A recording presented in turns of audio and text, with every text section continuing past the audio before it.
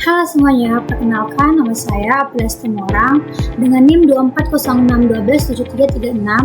Saya berasal dari kelas TIPB angkatan 24. Di sini saya akan membuat penjelasan dan cara membuat diagram sebab akibat atau fishbone untuk memenuhi tugas praktikum pengendalian mutu saya. Baiklah, kita lanjut saja ke pengertiannya. Diagram sebab akibat atau yang dikenal dengan istilah diagram tulang ikan atau fishbone diagram adalah alat visualisasi yang digunakan untuk mengidentifikasi, mengeksplorasi, dan menampilkan secara terstruktur semua kemungkinan penyebab yang mendasari suatu masalah atau akibat spesifik. Diagram ini diperkenalkan pertama kalinya oleh Prof. Ruishikawa di Tokyo University pada tahun 1943. Nah, diagram fishbone ini memiliki beberapa manfaat. Yang pertama itu mengidentifikasi akar masalah, bukan hanya gejala. Yang kedua, meningkatkan pemahaman menyeluruh terhadap masalah. Yang ketiga, mendorong brainstorming dan kolaborasi tim. Yang keempat, mencegah budaya saling menyalahkan. Yang kelima, memvisualisasi data secara sederhana dan efektif. Yang keenam, membantu menemukan solusi yang tepat sasaran. Yang ketujuh, mendokumentasikan proses analisis. Lalu, yang terakhir itu yang ke-8, mendukung budaya perbaikan berkelanjutan. Lalu, fishbone itu memiliki struktur. Yang pertama itu ada kepala, di situ adalah masalah utamanya. Yang kedua itu tulang besar, di situ adalah kategori penyebabnya. Lalu yang terakhir itu ketiga, tulang kecil. Di situ ada faktor penyebab lebih rinci dari tulang besarnya. Baiklah, kita lanjut ke cara pembuatan diagram Euler di Excel.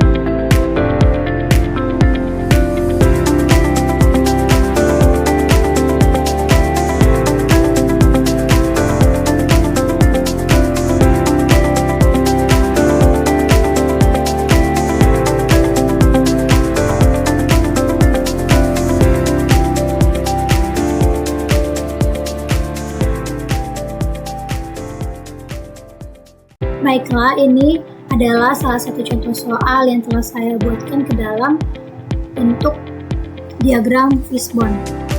Mari kita baca soalnya dulu. Sebuah pabrik roti mengeluhkan bahwa produk rotinya cepat basi sebelum tanggal kadaluarsa. Manajemen ingin mengetahui penyebab utama masalah tersebut agar dapat melakukan perbaikan. Diketahui bahwa faktor penyebab dapat dikelompokkan menjadi 5 kategori. Ada manusia, mesin, metode, material, dan lingkungan. Dari setiap kategori terdapat beberapa kemungkinan penyebab seperti kurang teliti, akan tidak stabil, pendinginan kurang tepat, kualitas jelek, hingga gudang penyimpanan lembab. Tugas kita adalah membuat diagram sebab akibat fishbone diagram untuk menganalisis roti cepat basi. Lalu yang kedua, tuliskan minimal 2 penyebab dari masing-masing kategori. Di sini adalah kepalanya yang akan kita apakah masalah utamanya itu adalah roti cepat basi. Yang pertama itu dari faktor manusia. Pada kategori ini masalah dapat timbul karena keterlibatan pekerja dalam proses produksinya. Misalnya ini adalah karyawan kurang teliti dalam pengemasan ini menyebabkan udara masuk ke dalam kemasan sehingga mempercepat pembusukan roti tersebut.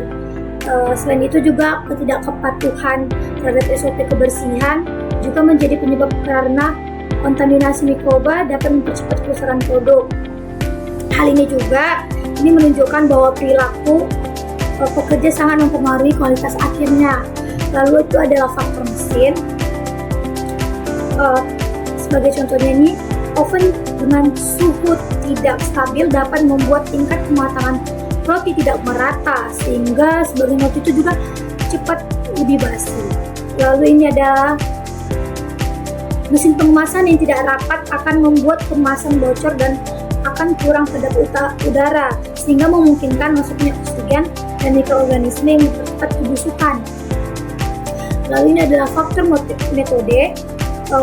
Metode kerja yang tidak tepat dapat memperparah masalahnya juga. Ini ada sebagai contohnya ini proses pendinginan roti yang tidak cukup lama sebelum dikemas itu menyebabkan uap air terperangkap dalam plastik kemasan sehingga kelembaban tinggi mempercepat pertumbuhan jamur. Selain itu juga ada jalur produksi buruk yang tidak terkontrol dapat membuat produk terlalu lama menunggu sebelum didistribusikan sehingga umur simpannya berkurang. Lalu masuk ke faktor material. Pemilihan tepung yang jelek juga dapat cepat merusak roti tersebut dan dapat membuat roti tersebut basi. Lalu penggunaan bahan pengawet yang tidak sesuai atau dalam jumlah kurang memadai juga dapat membuat roti itu tidak tahan lama. Dengan demikian, pemilihan material juga harus sangat diperhatikan agar kualitas roti tersebut terjaga. Hal yang terakhir itu yang mempengaruhi roti cepat basi adalah faktor lingkungan.